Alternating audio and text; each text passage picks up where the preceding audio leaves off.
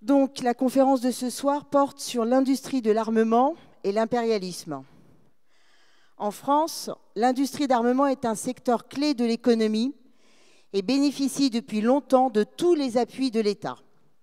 Un nombre important de capitalistes tire des bénéfices considérables de la production d'armes. Une production qui, au mieux, est parfaitement inutile à vieillir dans les arsenaux et, au pire, sème la mort aux quatre coins de la planète. D'immenses fortunes bourgeoises se font et se consolident grâce aux guerres.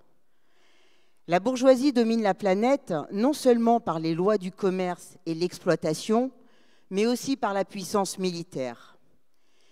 Depuis l'émergence de la bourgeoisie, son développement s'est appuyé sur le développement de l'armée, sur le développement du militarisme. Ce sont les guerres impérialistes qui ont façonné les rapports de force actuels et la hiérarchie entre les grandes puissances. Et c'est toujours en dernier recours la menace militaire qui fait régner l'ordre et la suprématie impérialiste dans le monde. Après 2 guerres mondiales au siècle passé, le monde continue aujourd'hui d'être à feu et à sang, englué dans de multiples conflits régionaux dans lesquels on trouve pratiquement toujours les puissances impérialistes comme pompiers pyromanes. Elles prétendent toujours agir pour la paix, mais sèment la guerre partout dans le monde. Quand elles n'interviennent pas directement, elles arment et soutiennent des régimes à leurs bottes ou des rébellions face au régime qu'elles veulent affaiblir. La puissance militaire d'un pays repose en grande partie sur la puissance de son industrie d'armement. Cela ne se limite pas à la production d'armes au sens strict, mais aussi à toute la production qui fournit la logistique nécessaire au déploiement de la force militaire.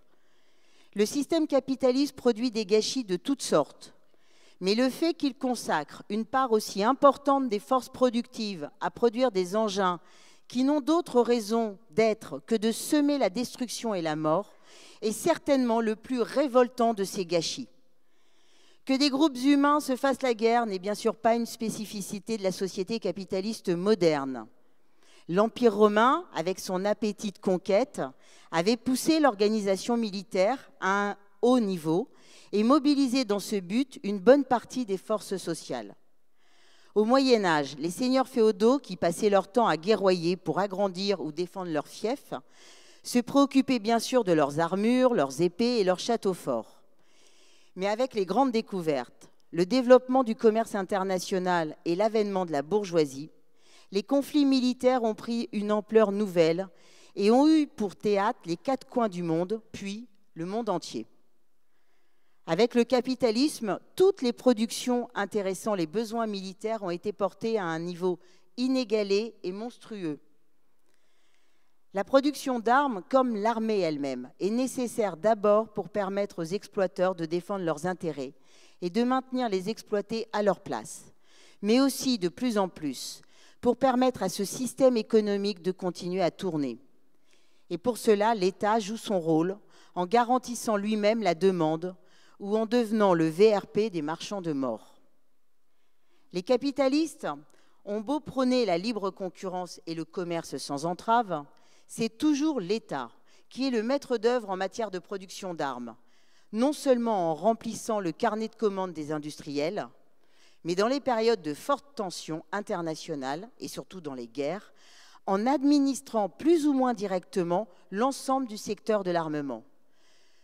Ce n'est pas avec la main invisible du marché ou l'initiative privée que les bourgeoisies ont réussi à organiser leur économie pendant les guerres mondiales que le XXe siècle a connues. Même aux États-Unis, c'est l'étatisme et pas le marché qui a permis d'organiser l'effort de guerre. On parle souvent de béquille étatique pour exprimer cette idée que le capitalisme n'arrive pas à marcher tout seul sans l'aide de l'État. Ce qui n'empêche pas les bourgeois de se plaindre en permanence que l'État dépense trop. En fait, ils considèrent que l'État dépense trop dès qu'il s'agit de dépenses utiles à la population, comme l'éducation, la santé, mais jamais lorsqu'il s'agit, selon leur expression, de soutenir leur économie, traduisez enrichir les capitalistes. Eh bien, dans le secteur de l'armement, ce n'est pas seulement de soutien dont il s'agit, c'est du gavage. Et c'est pour nous expliquer tout cela que je passe la parole au camarade Jean-Michel Fontan.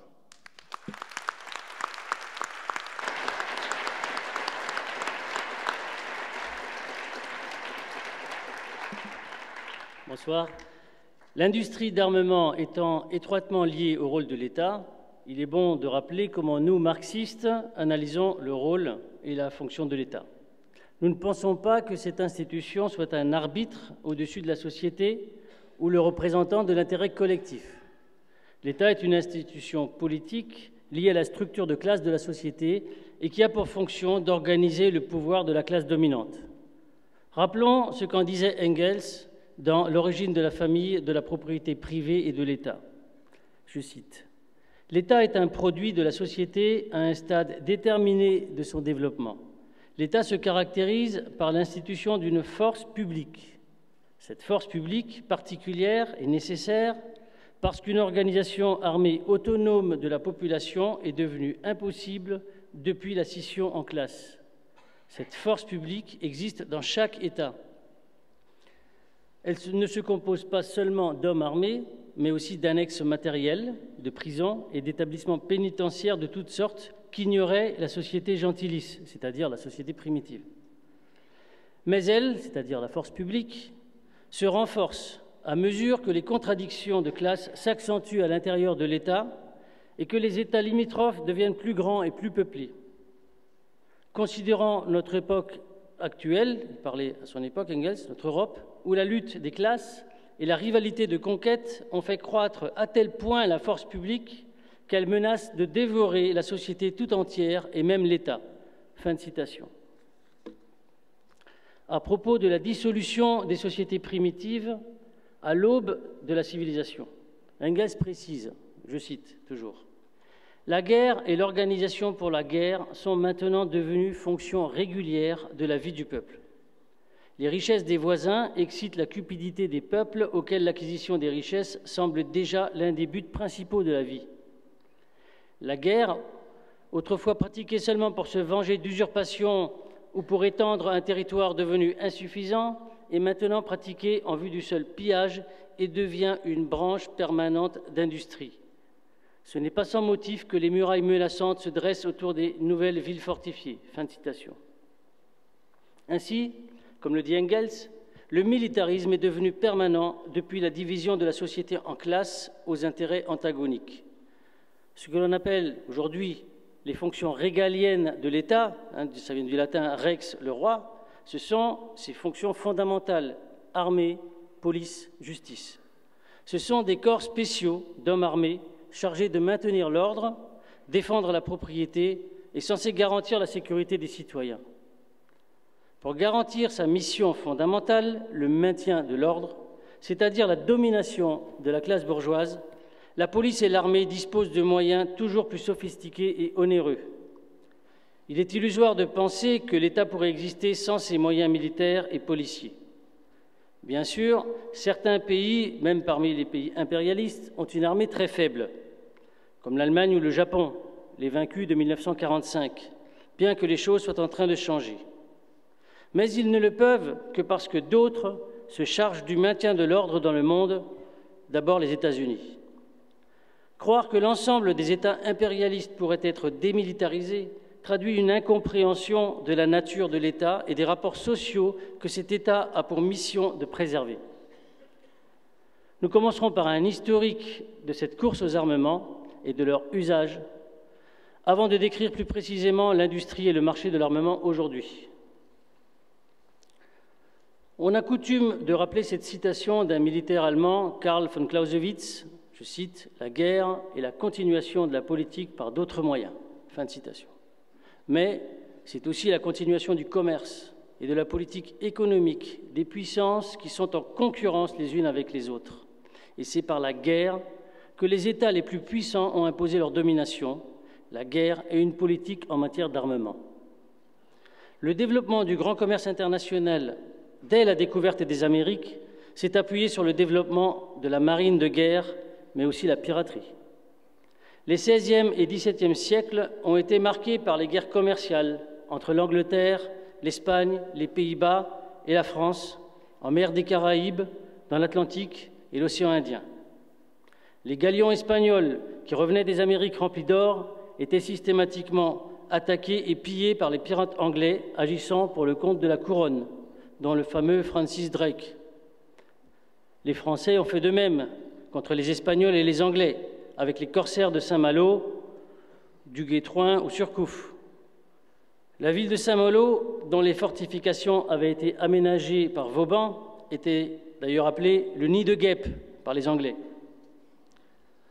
Comprenant l'importance de la marine de guerre pour le contrôle des mers et la suprématie commerciale, en 1624, Richelieu, Premier ministre de Louis XIII, fit développer les arsenaux afin de donner à la France une puissance maritime capable de rivaliser avec celle de la Grande-Bretagne. Cette volonté sera prolongée par Colbert, ministre de la Marine de Louis XIV, mais cela ne suffit pas à détrôner la suprématie anglaise sur les mers. C'est l'industrie d'armement et la puissance militaire qui permit la domination de quelques pays européens sur le reste du monde. La colonisation de l'Inde, commencée dès le XVIe siècle, vit s'affronter les principales puissances de l'époque. Les Portugais installèrent des comptoirs sur la côte ouest, bientôt suivis par la Hollande, la Grande-Bretagne et la France. Celle-ci, arrivée bonne dernière dans la course, dut se contenter de quelques comptoirs, comme Pondichéry ou Chandernagor. Les Européens évincèrent les marchands indiens du commerce maritime avec l'étranger, ne développant un partenariat qu'avec les plus importants d'entre eux, qui servaient d'intermédiaires. La conquête des territoires se fit petit à petit. C'est la Grande-Bretagne qui s'imposa rapidement. Dès le XVIIIe siècle, elle régnait en maître sur tout le sud de l'Inde. Pendant plusieurs décennies, en particulier celle de la fin du XVIIIe siècle, la Compagnie anglaise des Indes orientales réalisa des fortunes dans le commerce des produits indiens, en particulier les épices, les cotonnades et les soieries. Elle imposa son monopole par la force de ses canons et le commerce se transforma en pillage pur et simple. La Compagnie obligeait les paysans et les tisserands à lui vendre la totalité de leur production au prix qu'elle fixait. Elle écrasait les villages d'impôts qui allaient grossir la fortune de ses actionnaires. Un autre épisode significatif est celui de la guerre de l'opium, que l'Angleterre mena à la Chine en 1840, avec comme objectif principal d'obliger l'empereur chinois à ouvrir ses ports au commerce étranger, en particulier celui de l'opium, qui avait été interdit en Chine. À l'époque, la culture de l'opium se développait considérablement en Inde, sous la direction de ce qu'on appelait l'Honorable Compagnie, c'est-à-dire toujours la Compagnie anglaise des Indes orientales. Une escadre de 16 vaisseaux de ligne, 4 canonnières, 28 navires de transport avec 540 canons et 4000 hommes alla bombarder les ports chinois. Les troupes britanniques, composées en partie de soldats indiens, massacrèrent, pillèrent et terrorisèrent toute une région maritime. Finalement, l'empereur chinois céda. Il accepta d'accorder à la Grande-Bretagne ce qu'elle demandait, c'est-à-dire une forte indemnité en dédommagement de l'opium saisi qui avait été détruit par un fonctionnaire chinois et la cession de l'île de Hong Kong, qui est restée anglaise jusqu'en 1997. La Grande-Bretagne estima cependant qu'elle pouvait obtenir davantage. La guerre reprit, Shanghai fut prise et mise à sac, les Britanniques mirent le siège devant Nankin et l'empereur céda une nouvelle fois en acceptant que 5 ports dans Canton et Shanghai soient ouverts sans restriction au commerce britannique. De plus, les Anglais y auraient des concessions qui leur appartiendraient en propre. Tous les jugements concernant les sujets anglais en Chine seraient effectués uniquement devant des juridictions britanniques. Le montant des droits de douane serait soumis à l'accord de la Grande-Bretagne et de toute façon ne pourrait pas dépasser 5% de la valeur des marchandises. Le traité, après cette deuxième guerre, ne disait rien sur le trafic de l'opium, qui était pourtant la cause de la guerre. Mais bien entendu, celui-ci se renforça et fit plus que doubler en 20 ans, largement financé par la banque HSBC. L'État anglais et sa marine de guerre ont ainsi ouvert le marché chinois à la bourgeoisie anglaise. La morale de l'histoire, c'est que justement, il n'y en a pas. La politique de la canonnière a contribué à faire de l'Angleterre la première puissance économique du monde jusqu'à la guerre de 1914.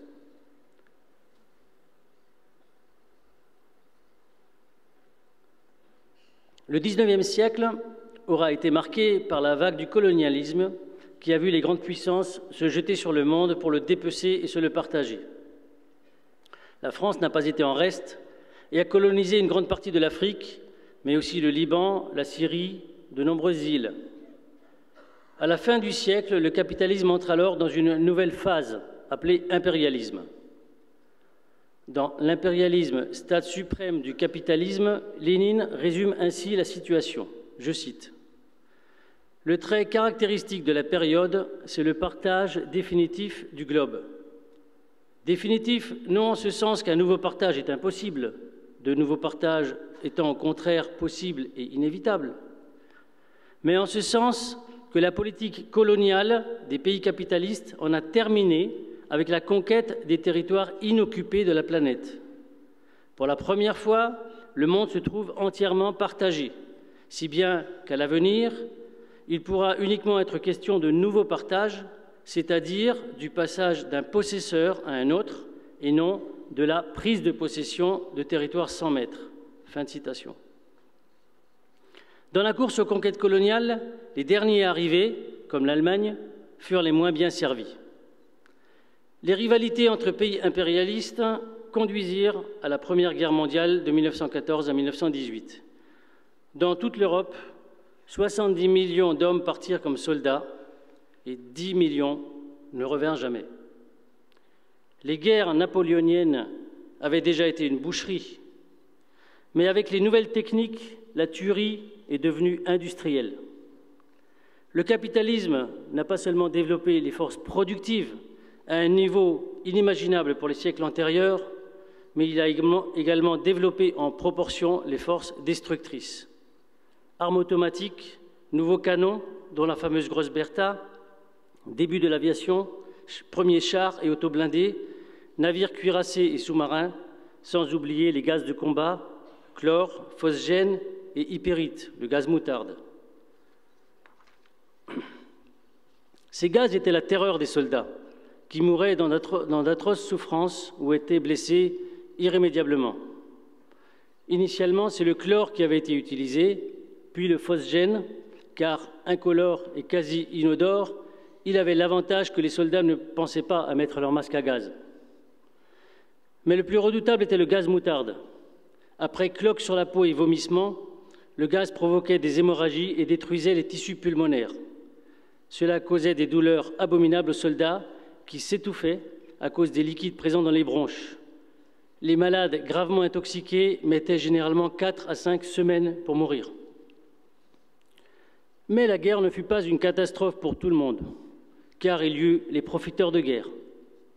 D'abord les marchands de canons, évidemment, l'allemand Krupp et le français Schneider, par exemple. La Première Guerre mondiale fit exploser leurs profits. L'autre industrie qui gagna énormément dans la guerre, ce fut l'automobile, mais pas toujours en fabriquant des voitures. Toutes les grandes firmes automobiles surent obtenir des marchés juteux de l'État. En 1915, André Citroën décrochait un contrat pour 1 million d'obus. Pour les fabriquer, il obtint de l'État une aide pour la construction d'une usine géante, quai de Javel, à Paris. Un rapport établit que Citroën avait vendu ses obus 2 fois plus cher que le prix du marché. Il ne fut jamais publié. En revanche, les aides de l'État lui permirent de moderniser et d'introduire le travail à la chaîne dans cette usine tournant principalement avec une main-d'œuvre féminine sous-payée. Berlier, lui, s'enrichit dans les camions. Renault avec les tracteurs, les avions, les chars, sans oublier les fameux taxis de la Marne. Quant au Peugeot, après avoir prospéré dans différents domaines, il s'était lancé dans l'automobile avant la guerre. L'usine de Sochaux fut fondée en 1912 et produisait déjà 4000 voitures en 1913. Pendant la guerre, la société Peugeot reçut 26 millions de francs de l'État pour fabriquer des moteurs d'avions de chasse, dont aucun ne sera jamais livré, mais cela lui permit d'agrandir ses installations. Dans la chimie, Péchinet fut un des premiers à se consacrer à la production de guerre et à profiter des aides de l'État. Le ministère de l'Armement construisit et équipa à son profit une usine de production de chlore à Saint-Auban, dans la vallée de la Durance. Il faut dire que jusqu'en 1914, les Allemands avaient un quasi-monopole sur la production de chlore. Les trusts BASF, Bayer et Agfa s'étaient associés pour former le conglomérat IG Farben. Ils développèrent des méthodes pour répandre le chlore dans les tranchées adverses. Les mêmes s'enrichiront plus tard avec le zyklon B, gaz utilisé pour l'extermination des Juifs. C'est aussi grâce à la guerre que se forgea l'Empire Boussac. Marcel Boussac, né en 1889 dans une famille de négociants en tissu, fut mobilisé en 1914, mais trouva immédiatement le moyen de ne pas aller au front et mit la main sur des usines dans les Vosges. Entre 1914 et 1918, il vendit pour 75 millions de francs de fournitures à l'armée, chemises, caleçons, étuis de masque à gaz. La guerre fit sa fortune. Les profits dégagés pendant la guerre furent faramineux. Pendant que les rentiers, les bourgeois moyens ou petits se retrouvaient ruinés, la haute bourgeoisie, elle, en sortit renforcée et enrichie. Les grandes familles bourgeoises prospérèrent aussi, grâce aux commandes de l'État et au cœur même des États. En France, il faut ajouter Michelin, en Allemagne, Thyssen, aux États-Unis, Ford, Rockefeller, Morgan et tant d'autres. Aujourd'hui, la première puissance économique et militaire du monde, et de loin, ce sont les États-Unis. Les États-Unis étaient devenus, après la guerre civile américaine, la guerre de sécession dans les années 1860, une grande nation bourgeoise et une puissance commerciale de premier plan. Mais leur domination s'est affirmée avec la Première Guerre mondiale. Et leur puissance industrielle, mise au service de la guerre, a joué dans cette émergence un rôle prépondérant. Les Américains ont laissé les belligérants européens s'épuiser dans la première partie de la guerre, mais voulaient avoir leur mot à dire sur le règlement du conflit et ne voulaient surtout pas qu'une nation européenne domine les autres. Cela aurait été pour eux un concurrent trop puissant. Ils décidèrent d'entrer en guerre en avril 1917. Mais, à ce moment-là, leur armée n'était pas encore suffisamment équipée et manquait de stock. Le gouvernement créa des agences fédérales pour mobiliser l'économie en vue de la production de guerre.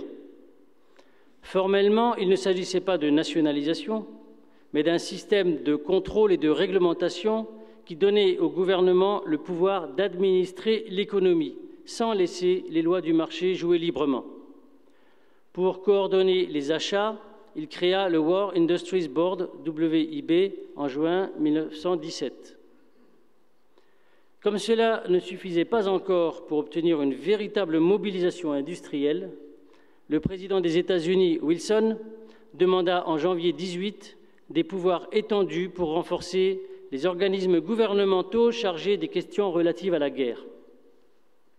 Le président du WIB, agissant en fonction de pouvoirs spéciaux, obtint une autorité absolue pour répartir les matières premières entre les industries, déterminer les priorités en matière de production, de distribution et de transport, fixer les prix des produits qu'il achetait, standardiser les produits, développer au maximum l'économie de guerre et même réquisitionner, en cas de nécessité, des usines. Il devint une sorte de dictateur économique des États-Unis. Bref, dans un pays qui est le chantre de la libre entreprise et où toute intervention de l'État fait hurler au socialisme, il a fallu la baguette étatique pour organiser l'ensemble de l'économie dans un but de guerre. La même situation se reproduira de manière encore plus impérieuse pendant la Deuxième Guerre mondiale. En avril 1917, l'armée américaine n'avait que 300 camions, mais elle en possédait 85 000 en fin 1918. Par contre, en matière d'armement ou de transport maritime, les États-Unis étaient encore dans une certaine dépendance par rapport au Royaume-Uni ou à la France. Et c'est la Deuxième Guerre mondiale qui leur assurera la suprématie dans ces domaines. L'État japonais, lui, comprit à la fin du XIXe siècle que les colonisateurs anglais ou néerlandais qui avaient ouvert à la canonnière leur marché en Inde, en Chine en Indonésie, ne feraient, avec leurs navires de guerre impressionnants, qu'une bouchée du Japon arriéré.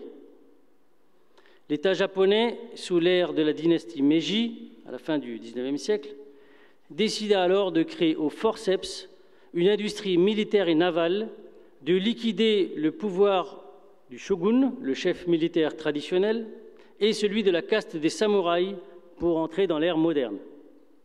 La jeune bourgeoisie japonaise avait besoin de son État pour qu'en quelques décennies, le Japon développe une industrie navale, devienne un pays impérialiste et s'attaque militairement à ses voisins afin de ne pas laisser les Européens prendre tout. En septembre 1931, l'armée japonaise envahit la Mandchourie, une région de la Chine du Nord que l'impérialisme occidental avait laissée de côté.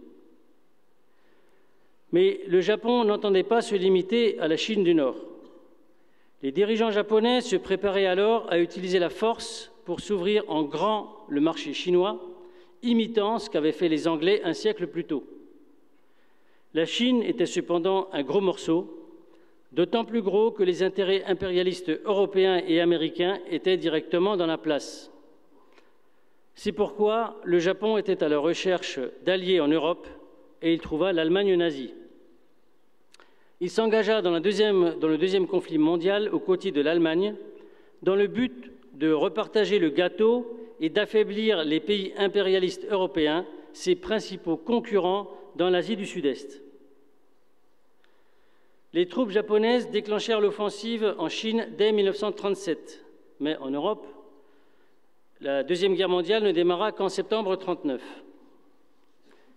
Dès mai 1940, à une époque où les États-Unis n'étaient pas encore en guerre, Trotsky écrivait, je cite, « Une victoire potentielle de l'Allemagne sur les Alliés serait suspendue comme un cauchemar sur Washington.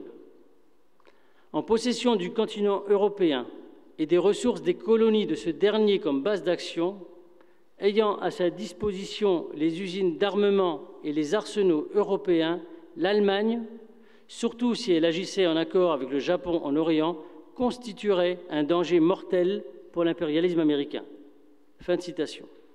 Mai 40. En 1941, les armées allemandes dominaient l'Europe, du Cap Nord à la Grèce et du Finistère à Brest-Litovsk. C'était une situation de moins en moins tolérable pour l'impérialisme américain. Au printemps 1941, les dirigeants américains prirent une décision importante, la loi dite pré-bail, d'aide économique à la Grande-Bretagne, qui était alors la seule puissance encore en guerre contre l'armée allemande depuis juin 1940, et qui avait des besoins de plus en plus massifs et n'avait plus les moyens de payer. Désormais, tout le potentiel économique du plus puissant des impérialismes allait être mis en route pour combattre le camp allemand. À la fin de l'année 1941, la production militaire américaine avait doublé par rapport à 1939. Le pouvoir fédéral américain était conscient de l'inéluctabilité d'un engagement militaire, mais la population y était majoritairement hostile. L'attaque japonaise de Pearl Harbor fournit le prétexte pour l'entrée en guerre des États-Unis. La supériorité militaire des Américains était liée à celle de leur industrie d'armement qui tournait à plein régime. Ils étaient capables de produire plus d'armes que l'ennemi n'était capable d'en détruire. Lors de son plus haut niveau de production, l'industrie de guerre aéronautique américaine construisit chaque mois 800 bombardiers Boeing B-29 Super Fortress. C'était l'avion le plus avancé de l'époque qui pouvait voler à haute altitude avec la pressurisation de cabine. Quant au projet Manhattan, projet secret, pour la mise au point de la bombe atomique, la bombe A, il employait à lui seul plus de 130 000 personnes avec un budget de 2 milliards de dollars. Les États-Unis avaient repoussé la capitulation que le Japon lui proposait car il tenait à faire la démonstration à l'intention de tous les peuples du monde que l'impérialisme américain possédait une arme nouvelle, terrifiante, et qu'il n'hésitait pas à s'en servir contre les civils. Il s'agissait à la fois de terroriser, donc je dis tous les peuples, mais en particulier la population japonaise, car l'effondrement du régime japonais pouvait conduire à un vide politique dangereux, mais aussi d'imposer leur leadership face à l'URSS en vue de l'après-guerre. Le 6 août 1945, un bombardier américain larguait une première bombe atomique sur Hiroshima. Le 9 août, une seconde bombe atomique était lâchée sur Nagasaki. Les deux villes, en une fraction de seconde, étaient anéanties. Il y eut entre 150 000 et 250 000 morts. Selon un article paru dans la revue Science et Vie, je cite, « Cette première bombe atomique que les Américains baptisèrent Little Boy, a recréé les conditions qui règnent à l'intérieur du Soleil. Mais ce fut un soleil de mort. À Hiroshima, dès le premier millionième de seconde, l'énergie thermique fut transportée dans un flash de lumière éblouissante par des rayons X qui transformèrent l'air en une boule de feu d'environ 1 km de rayon et de plusieurs millions de degrés, planant quelques secondes sur la ville et par une onde thermique qui se propagea à la vitesse de la lumière, brûlant tout sur son passage. Au sol, la température atteignit plusieurs milliers de degrés sous le point d'impact. Dans un rayon de 1 km, tout fut instantanément vaporisé et détruit en cendres, réduit en cendres. Jusqu'à 4 km de l'épicentre, bâtiments et humains prirent feu spontanément. L'onde de choc, accompagnée de vent d'une violence inouïe qui projetait les débris et entretenait des tempêtes de feu, réduisit tout en poussière dans un rayon de 2 km. Sur les 90 000 bâtiments de la ville, 62 000 furent entièrement détruits. Le troisième effet de l'explosion nucléaire, le plus spécifique mais pas le moins meurtrier, est le rayonnement radioactif. Ce rayonnement est d'autant plus terrifiant que ses effets, les cancers, ne sont apparus que des jours, des mois, voire des années après l'explosion. » Fin de citation. En 1949, l'URSS mit, elle aussi, au point sa première bombe nucléaire. En 1952, les États-Unis passèrent de la bombe A à la bombe thermonucléaire, bombe H ou bombe à hydrogène, 1000 fois plus puissante que la bombe A, 1000 fois Hiroshima. En 1953, les Russes eurent aussi la leur, et la course aux armements s'emballa avec la guerre froide. Guerre qui n'a pas toujours été froide d'ailleurs, comme en Corée ou au Vietnam. Les risques de Troisième Guerre mondiale étaient alors dans toutes les têtes. Début 1961, dans son discours de fin de mandat, le président américain Eisenhower utilisa le premier l'expression « complexe militaro-industriel » pour alerter sur son poids devenu gigantesque et qu'Eisenhower présenta comme une menace pour la liberté et la démocratie, si c'est lui qui le dit.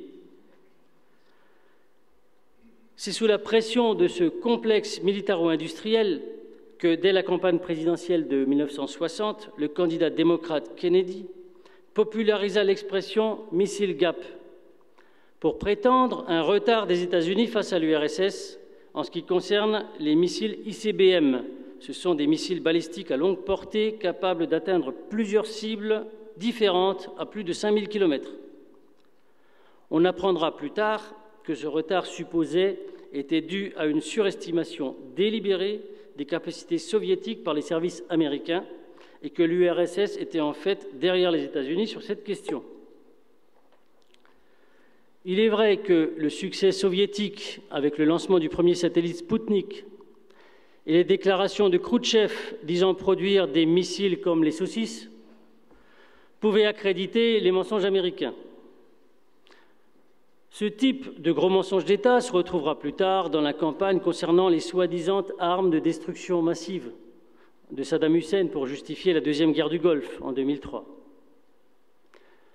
Il faut cependant souligner que pour rattraper l'URSS, économie étatisée où ce n'était pas le marché qui faisait la loi, les États-Unis ont encore eu besoin de créer une agence gouvernementale, la NASA, pour piloter le secteur des industries spatiales, la libre concurrence étant bien incapable de rivaliser avec la coordination et la cohérence que donnent les moyens étatiques.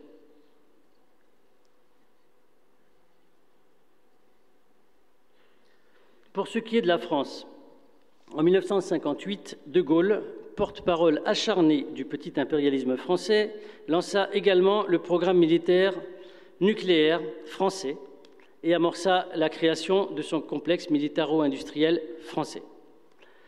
La France a eu sa bombe atomique en 1966. Et De Gaulle, défenseur d'une prétendue indépendance de la France, crânement, quitta alors l'organisation militaire créée autour des États-Unis, l'OTAN. Lors des 210 essais nucléaires français, plusieurs milliers de personnes ont été irradiées en Polynésie ou dans le Sahara.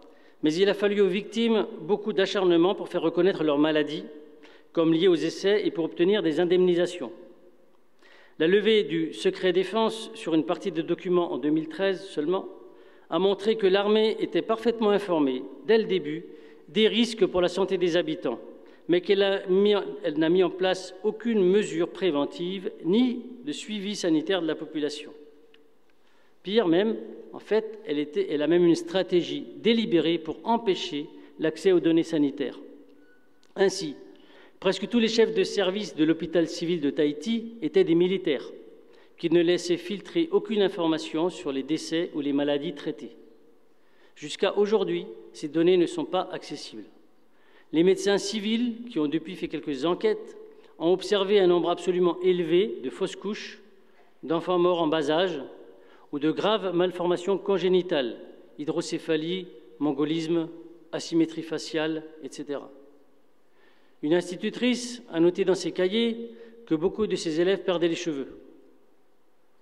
Le 6 novembre 1993, après la diffusion d'un documentaire sur Arte, Mururoa, le grand secret, lors du débat organisé par la chaîne, le général Roger Ducousseau, pharmacien des armées, a osé déclarer que la radioactivité à Tahiti était moitié moindre qu'en Alsace. Un certain nombre de parlementaires émirent des protestations indignées contre la chaîne Arte. Et toutes les demandes d'enquête parlementaire sur les essais nucléaires ont été rejetées. Malgré différents traités internationaux signés dans les années 1970, SALT I, puis SALT II, visant la non-prolifération nucléaire et une limitation des armements entre les deux grands, la course folle aux armements n'a jamais vraiment cessé.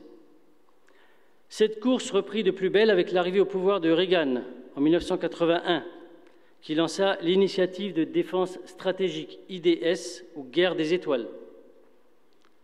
De façon ironique, son programme, qui se voulait très libéral du point de vue économique, c'est-à-dire avec une intervention moindre de l'État, s'accompagnait en fait d'énormes contrats et subventions accordés aux firmes du complexe militaro-industriel. Abandonné en 1993 par Bill Clinton, le programme IDS trouva un successeur dans le programme National Missile Defense, ou bouclier antimissile, lancé par George W. Bush, alors que les États-Unis s'engagèrent en Irak et en Afghanistan. D'un coût exorbitant, ces grands programmes ont essentiellement bénéficié aux géants américains du secteur, car, sur le plan militaire, ils n'ont servi à rien. Malgré la fin de l'URSS, la course folle et de plus en plus coûteuse aux armements a donc continué. Mais en dépit de leur supériorité militaire, toutes les guerres menées par les États-Unis se sont terminées en fiasco. Vietnam, Afghanistan, Irak, Libye, ils n'ont réussi qu'à semer le chaos. Un autre secteur qui touche étroitement à la politique militaire des États est celui du renseignement.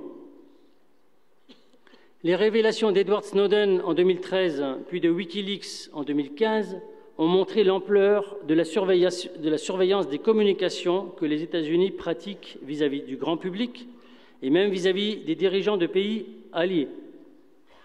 On a ainsi appris que les téléphones portables de Hollande, Merkel ou Dilma Rousseff, l'ex-présidente du Brésil, avaient été espionnés par la NSA, National Security Agency, mais aussi ceux de Sarkozy ou Chirac, ainsi que de hauts responsables japonais, dont le directeur de la Banque centrale. En fait, dès 1975, le directeur de la NSA avait déjà reconnu que, je cite, « la NSA interceptait systématiquement les communications internationales, les appels téléphoniques, comme les messages câblés, dont des messages adressés à des citoyens américains ou émanant d'eux. et ceci en violation du 4e amendement de la Constitution des États-Unis, qui interdit d'espionner un citoyen américain sans mandat. Comme quoi, les lois ne sont pour eux que des chiffons de papier. Les responsables de la bourgeoisie savent très bien que les grands intérêts politiques et économiques sont au-dessus des lois. La cybersécurité, qui frise parfois la cyberguerre, est un secteur en plein boom. Les États-Unis auraient réussi à saboter en 2010 une centrifugeuse iranienne utilisée pour l'enrichissement d'uranium grâce à un virus informatique appelé Stuxnet. Les États-Unis ne sont évidemment pas les seuls à développer ou utiliser les technologies informatiques ou les télécommunications dans un but militaire ou policier. Mais ce sont eux qui disposent en la matière d'une supériorité écrasante. D'une part, parce que les principales sociétés de l'Internet, Google, Amazon, Facebook, sont américaines, de même que Apple, Microsoft. Ainsi, la NSA dispose de moyens de pression pour les obliger à collaborer. Mais d'autre part, parce que les États-Unis consacrent à cet espionnage des moyens colossaux, sans commune mesure avec les autres pays. Mais les nouvelles technologies ne s'arrêtent pas à la surveillance ou au sabotage électronique. Les drones, qui peuvent par ailleurs remplir de nombreuses fonctions utiles, sont surtout utilisés et développés dans un but militaire. Le Predator peut porter jusqu'à 350 kg de munitions et le Reaper, la faucheuse, jusqu'à 1 tonne. Les États-Unis forment aujourd'hui davantage de pilotes de drones que de pilotes de chasse embarqués. Des chercheurs travaillent même au développement de robots tueurs autonomes. Les attaques de drones menées essentiellement par les États-Unis ont déjà fait plusieurs milliers de morts parmi les populations civiles au Pakistan, en Afghanistan, au Yémen ou en Somalie. Officiellement, il s'agit d'assassinats ciblés. Mais le journal Le Guardian donnait par exemple en novembre 2014 le chiffre de 1147 personnes tuées pour seulement 41 cibles au Pakistan. Devant les réactions indignées, l'ancien chef de la CIA au Pakistan avouait cependant qu'avec ces attaques, je cite, « nous créons plus d'ennemis que nous n'en supprimons du champ de bataille ». Fin de citation.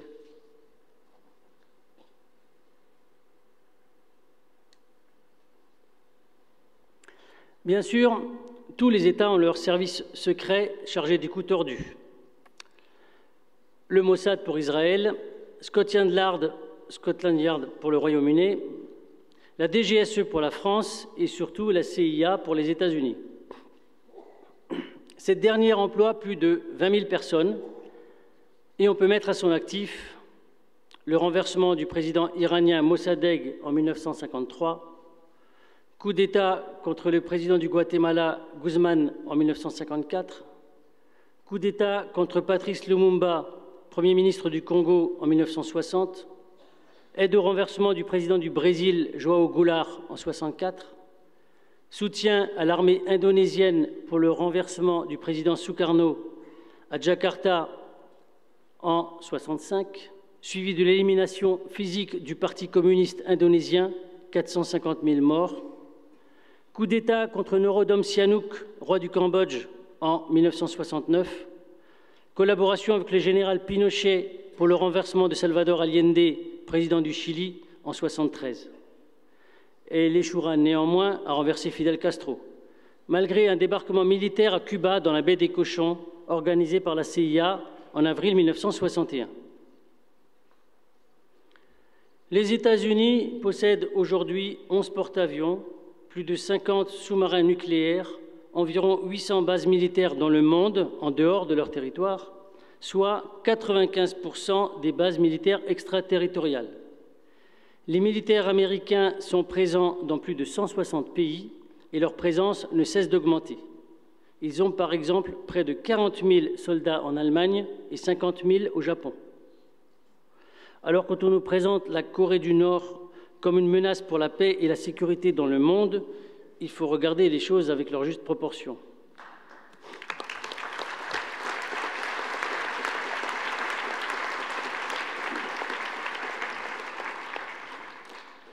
Le 18 septembre dernier, des bombardiers américains ont survolé les côtes nord-coréennes. Et le lendemain, à l'ONU, le président Trump déclarait qu'il était prêt à la destruction totale de ce pays de 25 millions d'habitants. Par ses déclarations et son attitude, il incarne parfaitement l'arrogance de la puissance impérialiste dont il est le représentant, sans utiliser le langage bienséant et hypocrite habituel. Comme cela a été le cas pour l'Iran, les grandes puissances veulent empêcher la Corée du Nord de se doter de l'arme nucléaire.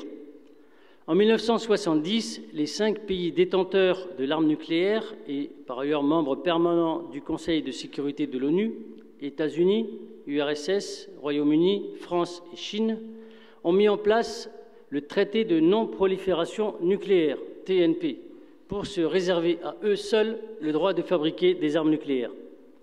Sous la pression, de nombreux pays l'ont signé et en contrepartie, les 5 grands se sont engagés à ne pas attaquer ces pays qui avaient signé avec leurs armes atomiques. La Corée du Nord s'est retirée de ce TNP bidon en 2003, mais surtout Israël, l'Inde et le Pakistan ne l'ont pas signé et ont développé un programme nucléaire militaire. Pour l'Inde, il y eut protestation, pression internationale et même embargo après des essais nucléaires en 1998. Mais absolument pas pour Israël, représentant fidèle parmi les fidèles de l'impérialisme américain au Moyen-Orient.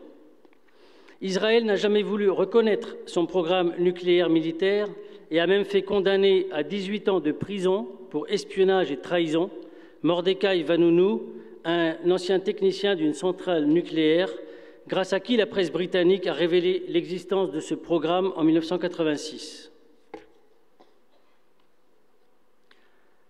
Depuis la Deuxième Guerre mondiale, le monde n'a pas connu un seul jour sans guerre. Faisons un rapide bilan macabre où nous ne citerons que les guerres menées directement ou avec la complicité d'un pays impérialiste. Indochine, 1946-1954, 400 000 morts. Corée, 1950-1953, 2 millions de morts. Vietnam, de 55 à 75, 2 millions de morts. Algérie, 54-62, au moins 300 000 morts. Angola, de 61 à 75, puis de 75 à 2002, 500 000 morts. La guerre des 6 jours en 1967, 20 000 morts. La guerre du Biafra, de 67-70, entre 1 et 2 millions de morts.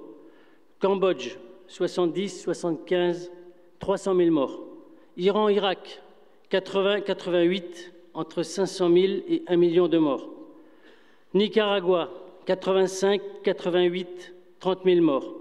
Guerre du Golfe, 90-91, 25 000 morts. Rwanda, 1994, 900 000 morts.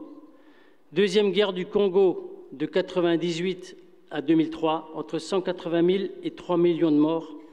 Guerre d'Irak, de 2003 à 2011, 40 000 morts. Et les guerres d'Afghanistan, depuis 1979, sans arrêt, plus de 150 000 morts.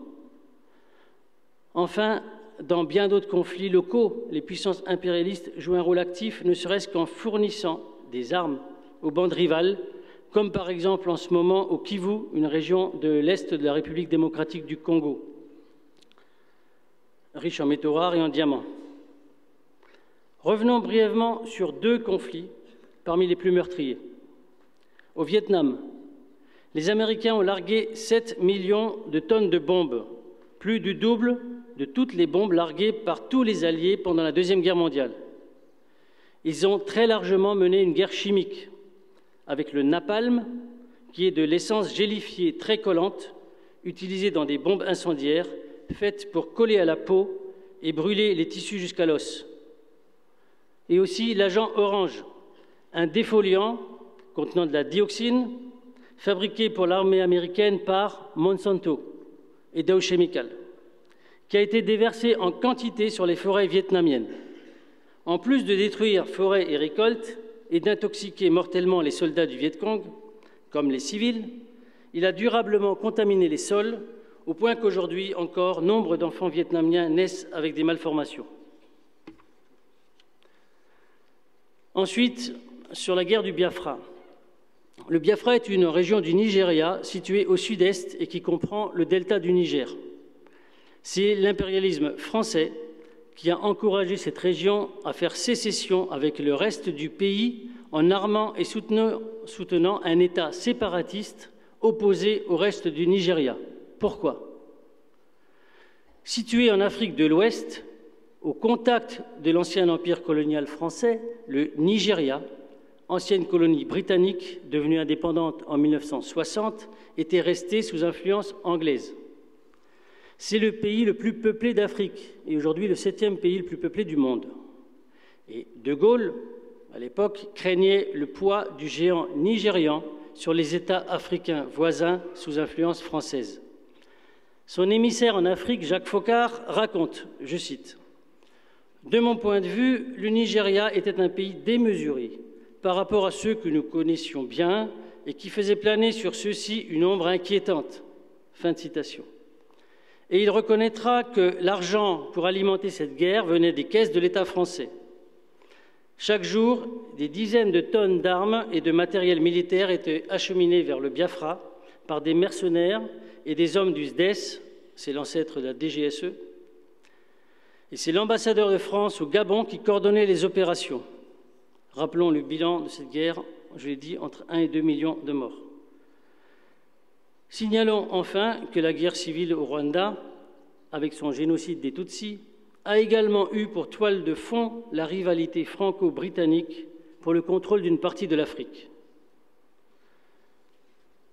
En s'appuyant sur leur industrie d'armement, les grandes puissances ont ainsi transformé le monde en un champ de rivalité et de guerre permanente.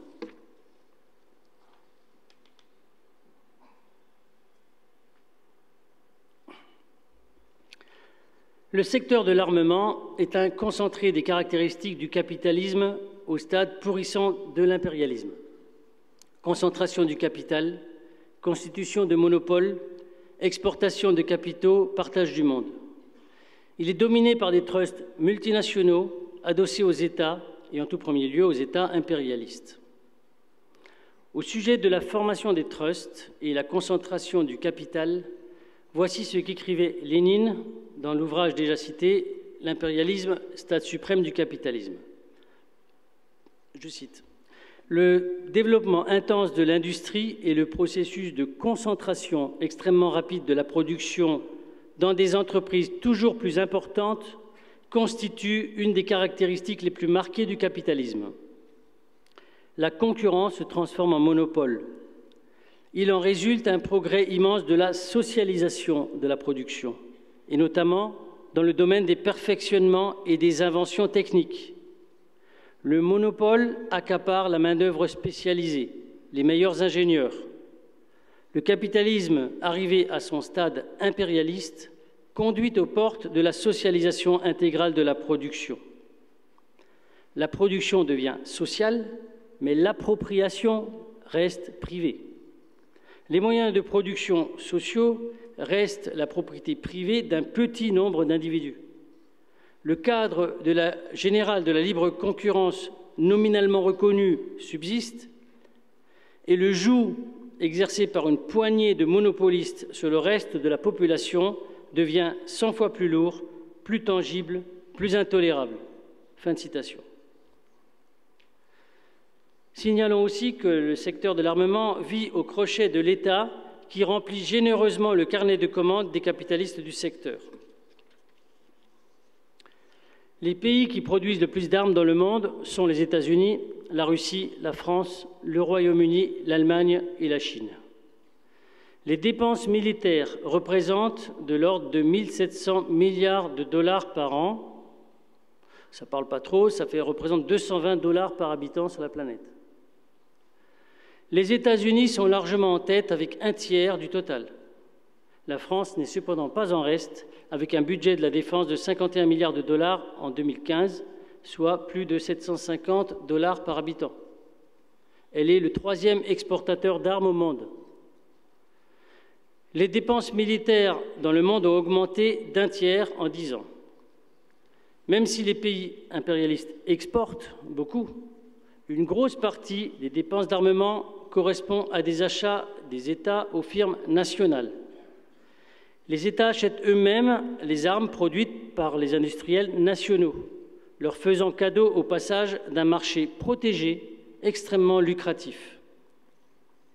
Lockheed Martin est la première entreprise américaine et mondiale de défense et de sécurité. C'est le fabricant des avions de combat de l'armée américaine, comme le F-16. D'importantes restructurations et concentrations ont eu lieu dans les années 1990. Le numéro 2 mondial est aujourd'hui Boeing, après avoir acquis en août 1996 les activités spatiales et de défense de Rockwell International pour 3,2 milliards de dollars. Rockwell était notamment le fabricant des 7 navettes spatiales américaines, dont Discovery et Challenger. Dans la foulée, en août 1997, Boeing a racheté l'ex-numéro 2 mondial derrière Lockheed Martin, qui était McDonnell Douglas, pour 13 milliards de dollars. Citons encore Northrop Grumman, 6e mondial, un conglomérat américain né de la fusion entre Northrop et Grumman en 1994. Elle emploie plus de 125 000 salariés, chiffre de 2004, répartis sur des centaines de sites à travers 25 pays. En Europe, c'est d'abord l'anglais BAE Systems qui tient la palme, 3e mondial, puis Airbus, dont les activités militaires en font la 7e entreprise d'armement au monde. En France, c'est la DGA, Direction générale de l'armement, composée d'ingénieurs à statut militaire qui pilote le secteur industriel de la défense, en équipant les forces armées, mais aussi en assurant la promotion des exportations de l'industrie de défense.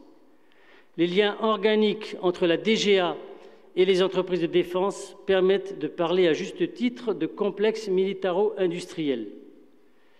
Lorsque la DGA est mise en place en 1961, d'abord sous le nom de délégation ministérielle pour l'armement, elle est le fruit de la politique de De Gaulle et en particulier de la volonté de se doter de l'arme nucléaire, en lien avec le CEA, le Centre d'énergie atomique.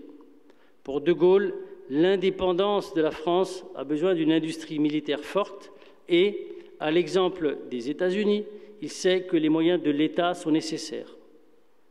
C'est donc sous l'impulsion de la DGA qu'au cours des années 60 et 70, l'industrie de défense va se concentrer et se spécialiser autour de quelques champions nationaux qui disposent pourtant de structures et de statuts très différents.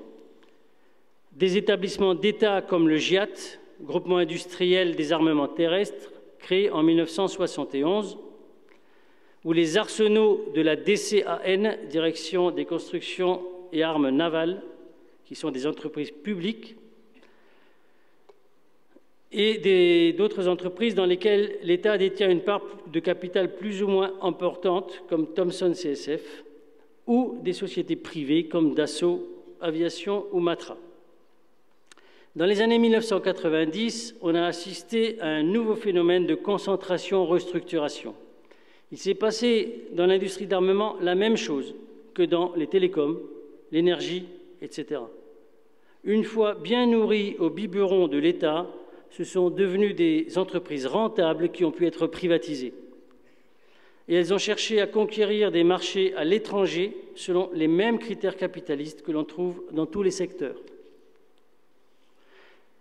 Les restructurations se poursuivent jusqu'à aujourd'hui avec de nombreuses fusions et transferts de filiales dans le but de créer des mastodontes français ou européens pour être plus forts dans un secteur devenu très concurrentiel et dans un contexte de globalisation des ventes d'armes.